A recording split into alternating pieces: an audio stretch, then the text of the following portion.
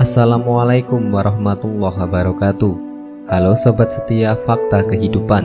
Tidak lupa kami sampaikan salam sehat, salam sejahtera. Semoga tercurah segala bentuk kebaikan dan juga kita semua dalam lindungannya. Seperti biasa, kita akan berbagi kisah dari yang unik, menarik sampai bikin nangis. Mari kita simak kisahnya.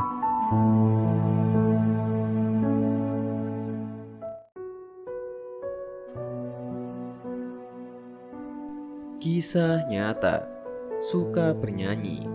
Ketika mau mati pun bernyanyi dahulu. Kabarmekah.com. Salah satu hobi seseorang adalah menyanyi.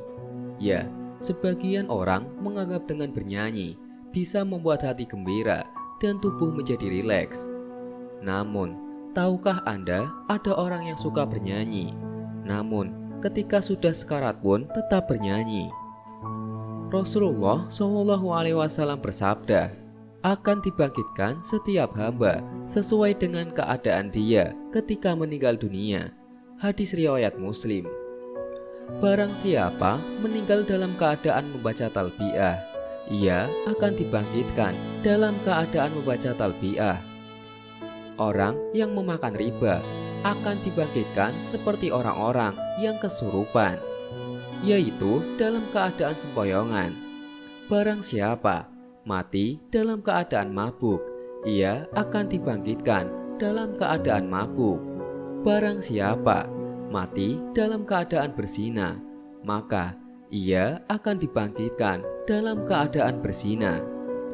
Begitupun jika seseorang meninggal dalam keadaan bernyanyi, maka ia akan dibangkitkan dalam keadaan bernyanyi. Nauzubillah min dzalik. Di sebuah rumah sakit swasta di Saudi, ada seorang pasien perempuan yang wajahnya pucat pasi. Ujung-ujung jemarinya memanjang, bibirnya gemetaran, detak jantungnya semakin lemah, tensi darah menurun. Dokter pun langsung dengan sigap berusaha menyelamatkan pasien ini. Mereka berusaha memberikan pertolongan untuk menyelamatkan jiwanya. Para dokter berharap agar ia mengucap kalimat tauhid, La ilaha illallah.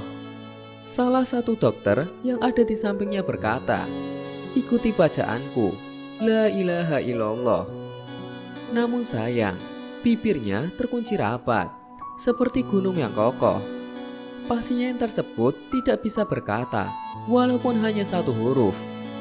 Kalimat tauhid didengungkan dokter tersebut untuk kedua kali, ketiga kali. Namun sayang, pasien ini rupanya benar-benar sedang menghadapi sakaratul maut. Lalu terdengarlah suara dari kerongkongannya dan keluarlah huruf-huruf yang sering terdengar dari televisi. Dokter yang ada di sampingnya tersebut tidak terus putus asa. Ucapan La ilaha illallah dilantunkan kembali oleh dokter tersebut. Namun, tiba-tiba ia bernyanyi dengan suara terbata-bata dari kerongkongan. Tak mau mengucap kalimat tauhid, ia malah menyanyikan lagu salah seorang artis yang sering tampil di stasiun televisi.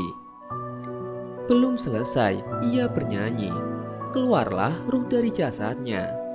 Ia pun bernyanyi sebelum meninggal. Subhanallah, nauzubillah min dzalik.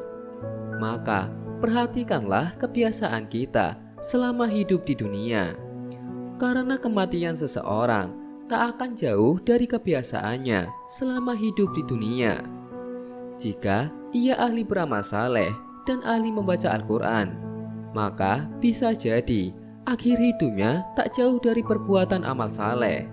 Begitupun sebaliknya. Semoga kita dihindarkan dari keadaan seperti ini, kelak dan dibangkitkan kepada Allah dengan membawa amalan soleh kita selama di dunia. Amin. Wallahu a'lam bishawab.